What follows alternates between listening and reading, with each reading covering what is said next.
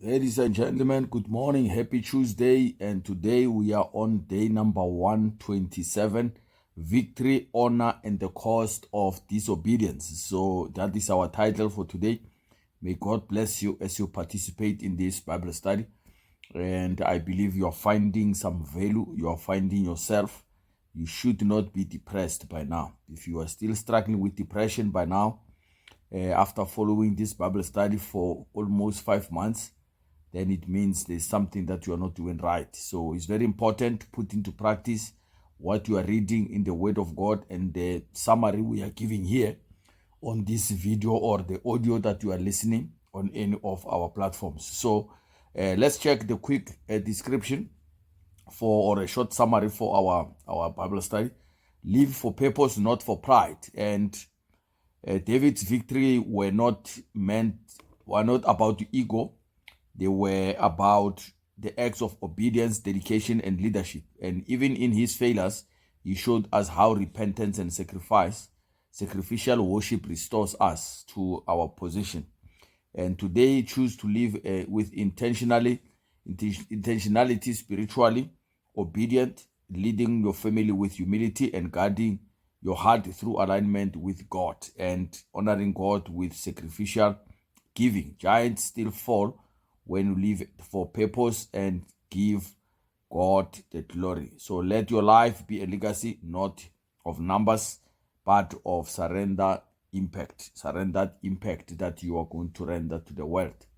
He said in the past, no fruit or no tree eat its own fruit. So you are in the planet to give, not just to receive. So may you understand that today. So let's check. Today we are reading the book of First Chronicles, chapter 18 to chapter 21.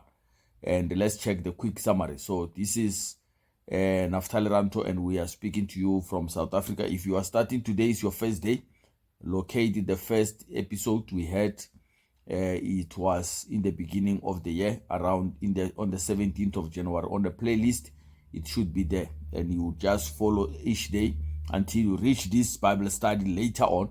But you can continue watching just to have a look at what we are doing. But it will be important for you to get the whole the series of our Bible study. So let's check the summary of these 3 chapters that we're going to speak about. First Chronicles 18, David's military victories and the kingdom expansion. And David defeats the Philistines, Moabites, Syrians, and the Edomites.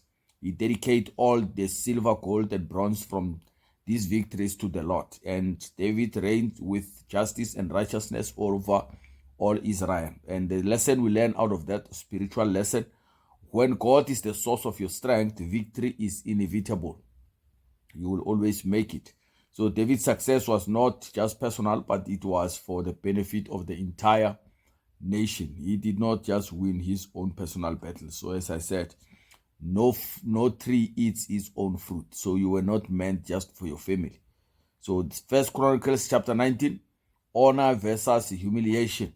So David sends messengers of comfort to Hanun, the king of the Ammonites, and Hanun humiliates David's men, leading to have a war later on. So Joab leads Israel to victory with courage and wisdom. And the spiritual lesson we learn out of this is be careful not to misinterpret kindness as weakness. Honor people and God will honor you. This respect can open the door for unnecessary conflict. So how many times we misinterpret what people are trying to do to us, and by so doing, we actually, instead of bringing them closer to us, but we take them away. Maybe it's a family member that has been not doing well. Now they are trying to come back to the family again. I was talking to the guys in prison. When you come back, imagine a guy coming from prison and he comes home knowing the Lord, and you are taking him back to where he came from, so, or where he used to be in the past. So that is what we need to be careful of. We should not misinterpret when people, they're showing us kindness and they know they want to get something out of me. So First Chronicles 20 continued the triumphs over the giants. So David's army defeated the descendants of the giants.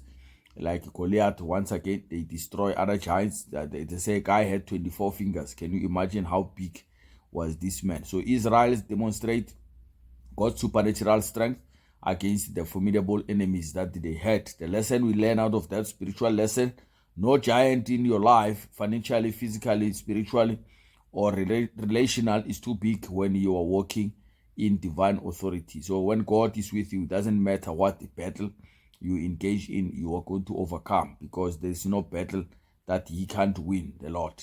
So First Chronicles 21, David sends us in the high cost of disobedience. So Satan, you see, this time now it was the devil, no more just enemies. Satan incites David to conduct the census out of pride, leading to God's displeasure. So, Satan always look for a way for us to displease God so that he can enter, or we can deal with the wrath of God. So David repents later on, but the judgment falls where 70,000 people died because of that disobedience. And David built an altar on Mount Moriah, later the site of the temple, and where the plague stopped when he sacrificed there. So the spiritual and financial lesson we learn out of that is obedience matters. Pride and self-reliance can bring unnecessary distraction to us. So David's offering cost him something. So true worship always cost us something. You can't worship God for free. God honors sacrificial giving when it comes from a repentant and devoted heart. There is no freebies. If you like free stuff, when you come to God, you must know you are not going to give an offering that costs you nothing. That doesn't give any result. So now, the key takeaways for you to live a life of purpose: spiritually, family, health, and finance. Spiritually, walk in obedience and humility before God. True worship is not convinced based. It requires sacrifice and sincerity. So I can't convince you to worship God. You have to be convicted yourself. So the family, David led his people with justice. Leadership begins at home. Model humility, repentance, and worship for your family.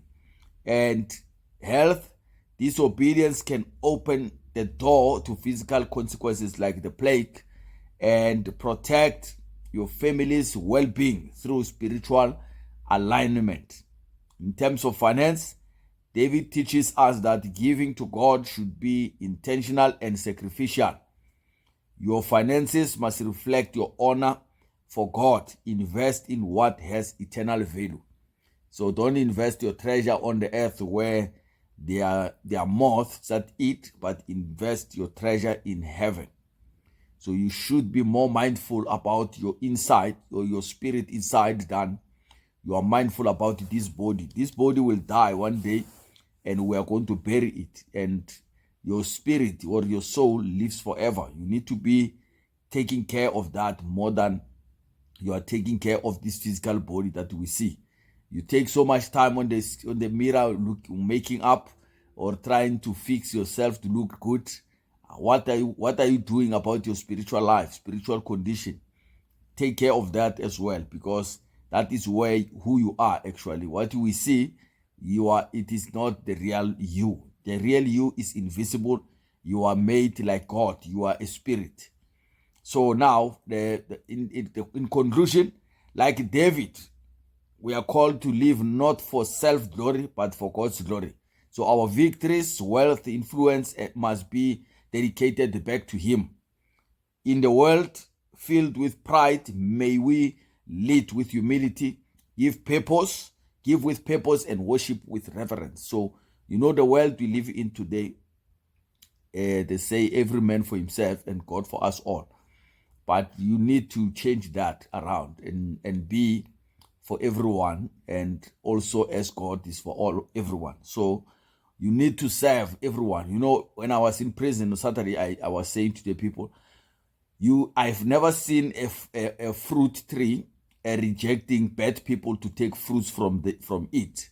But today we find ourselves only wanting to love those who love us. And Jesus said, love your enemies, and pray for those who are persecuting you. So we need to serve everyone, even those who hate us. We need to show them good. Then it will be a sign that we really know God, that is we are claiming to know. So may God bless you. Have a great day until we meet again tomorrow. Bye-bye.